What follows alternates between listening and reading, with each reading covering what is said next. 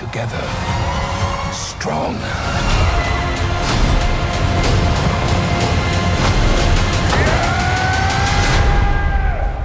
Hello, everybody. Welcome again to Keystone Film Review. We just saw Kingdom of the Planet of the Apes, or is it Kingdom 4? I don't know. They change their names all the time. Kingdom 4. Oh, that is Kingdom of the Planet of the Apes. Directed by Wes Ball, starring written by Josh Friedman, Rick Jaffa, and Amanda Silver. Starring Freya Allen, Kevin Durand, William H. Macy, Owen Teague, and Peter Macon, and many others. This, of course, is the fourth of the most recent era of the Planet of the Apes movies, and continues the story generations later, as it says on text on screen. We both watched Rise, Dawn, and War To prepare our bodies. Really didn't need to, because this one's so far different, or so far separated from the rest in the timeline that it barely touches on it. But it was still nice to rewatch those. But I never finished the first one fully, and never actually watched the third one. There you go. I am a huge fan of the Planet of the Apes movies. Was ever since I was a kid. My mom has a cousin who is was in film makeup special effects. He has since retired, but he started because of the Planet of the Apes movies. So, you know, it was always a big thing in my family. And it's like a little domino yeah, effect. my dad and I love sci-fi movies and watch them together.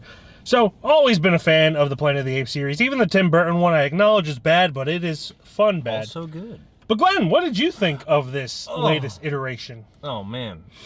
Because I had just kind of finished the third one and just watched the first one fully for the first time, I was prepared. I forgot how good Dawn was. Like, at the time of watching that, I think that was like one of my top 10 movies of all time. Yeah, Matt Reeves knows how to make a good movie. He did Dawn and War. So those were great. Fucking amazing movies. Period. Yeah. But they kind of end on their own. So this movie, I actually didn't know that. So that was fun.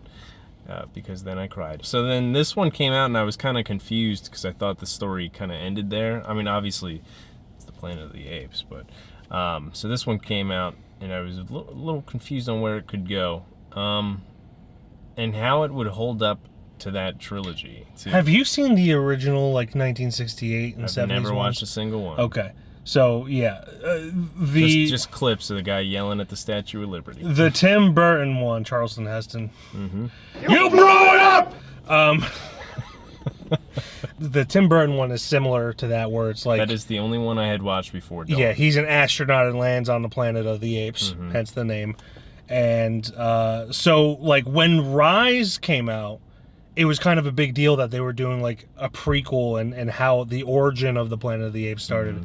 So it was really, cool to see that. And then when I saw this one, I was excited because it was getting closer to what the originals are. What we know. And of course, didn't even reach it yet because millennia probably separates those times. And this is maybe 300 years, if that. So yeah, I was really excited to see how they did that. And the thing that I liked most about this is how just in generations, the words of a leader can be twisted so much. Of course, Caesar always, while he fought the humans, was always for we could like live side by side and all that. Leave us alone, we'll leave you alone, that whole thing.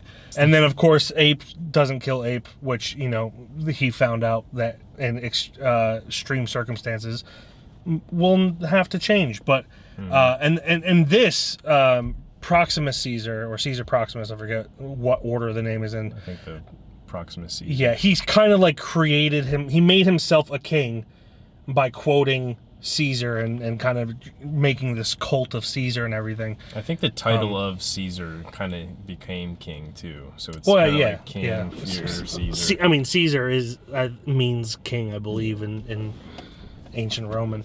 It was just cool to see that how it parallels to modern times. The words of someone in just like a few hundred years can be twisted so much, and I thought that was a really interesting take to go.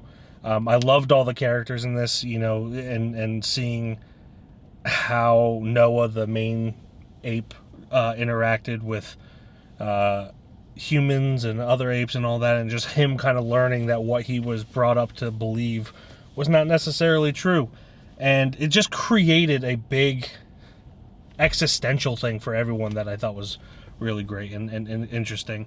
And the CGI, of course, continues to be amazing. Yeah, they kicked ass. Funnily enough, most of the time with CGI, in the dark, it looks better. Mm-hmm. But in this, whenever there was like bright, sunny day, that's when the CGI looked the best. I don't know how or why they did it, but there's this scene where the orangutan is in a river and he's wet, and it looks so real. He looks a little damp. He looks a little damp, but like I was just like blown away by how that looked, because water hair is something that always kind of gives CGI away, but in that particular shot where he's in the river, it looks so real. Well, it happens in the end too. I won't give too much away, but like it's I mean the It's dark, by an ocean. The dark helps, but like it's wet, damp fighting scenes, and then it's just it looks so real. It's scary still. It's like holy hell, they have come so far. Yeah, with they really these have. movies. Yeah. I mean, not that the first one was bad, but just since that came out in, I think, 2011, Rise, and just how much better CGI has gotten since then. It's one of the few things where CGI continues to get better, unlike like Marvel, where it gets worse for some reason. Well, that's because they cut corners. Well, I know why the they Apes do, movies they do not cut. They corners. do not cut corners. It's If anything, I think they might have cut corners on maybe hiring lesser known actors than some. But I mean, that's not to diminish the actors' performances, but that's the one distracting thing is like every time there's a mocap performance, specifically in the Planet of the Apes movies, it feels so familiar that you're just trying to guess what actor it is, and it's never someone that you know. Yeah, it's always you know. Well, I mean, I know Kevin Durant from a lot of things, but he hasn't been in anything big in a long time. But then like the rest were, I don't want to say unknowns, but like they weren't known to me, and like they're people who are small enough where covering their face will be okay with the studio. I thought for most of the time that Noah was Ben Whishaw. I could see that. Yeah, the whole time. Yeah. Like, he looks like fucking Ben Whishaw. Yeah. I forget the guy's name, but it was not Ben Whishaw. It was not Ben Whishaw. He was in It and some other things. Yeah, he played the I think he played the bully in It. That guy. Owen T. Yeah, he plays the tall bully that gets killed in the sewer. It was a really interesting film, you know, kind of they expanded the lore because they could, because it wasn't just beginning. So there's like this unspoken history throughout. You see human buildings overgrown with vegetation, and which I thought was really cool. Yeah. Because you don't often think about what happens like 300 years or 500 years from now, what Earth would look like if we just kind of stopped caring about it. Yeah. I mean, we already don't care about it now, apparently. I see how my hedges try to take over every 3 or 4 months, and I hate it. If I had one complaint, the best moments, for the most part, are in the trailer.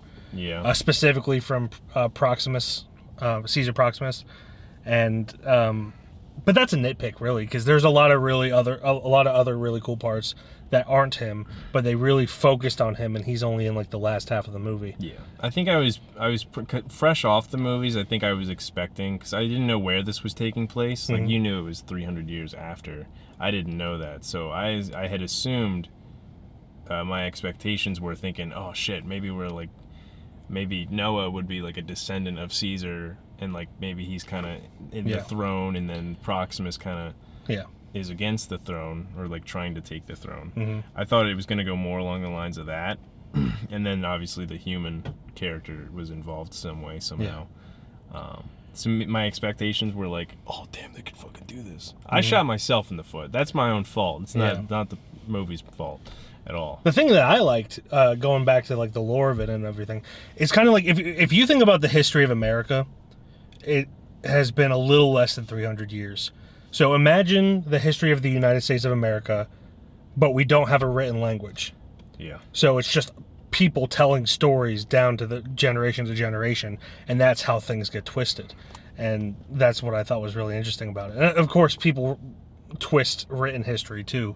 But it was just kind of cool thinking about it that way. It was just like, how would human history be if we didn't have written language? And you know, people, even with written language, still use history and twist it to their advantage. So it makes you think. it makes you think. Yeah. Kind of makes you think, don't it? Don't it?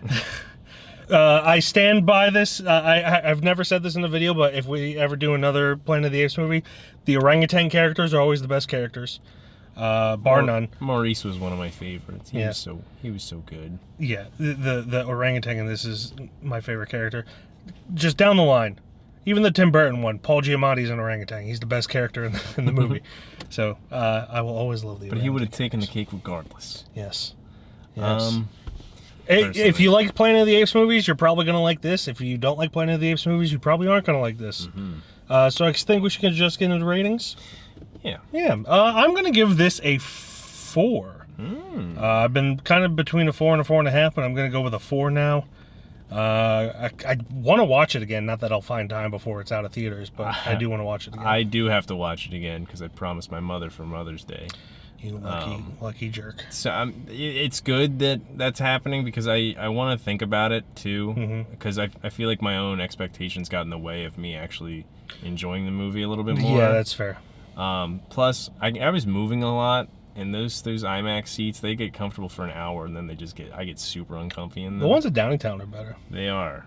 It's a little tighter spaced. Yeah, but the seats are comfier. Yeah. So like I kind of want to think about it, but right now I'm feeling a 3.5 to be honest. But it might change come Sunday. Yes. So who knows? Yes. We'll see. So that's what we thought of Kingdom of the Planet of the Apes. If you saw it, tell us what you thought down below. What is your favorite Planet of the Apes character in all of them? And is it an orangutan? Or is it a gorilla? I'm glad you actually said that. The gorillas actually feel like they are their strength in this movie. Like in at least the trilogy, they're like the same like capability as like the chimps and the orangutans. But in this one, they felt like they kicked your fucking ass. Well, that's another thing. Obviously, they don't explain it, but like the sizes between humans and apes is all off. Gorillas are shorter than I am. I'm surprised to find that out. They average like 5. I mean, they could still fuck me up, but they're only like 5'8". I looked to see how long they live because I was like, I don't want these guys to die soon. Probably 10 years or something. 40. No, but they're huge in this, bigger than the humans. I don't hate it. It's just I chalk it up to how they're evolving. Yep. We'll see. Evolution. But yes, let us know down in the comments all those things. All of them. And we will talk about evolution in the next video. Probably not, but we will. No! Goodbye, everybody. Bye-bye.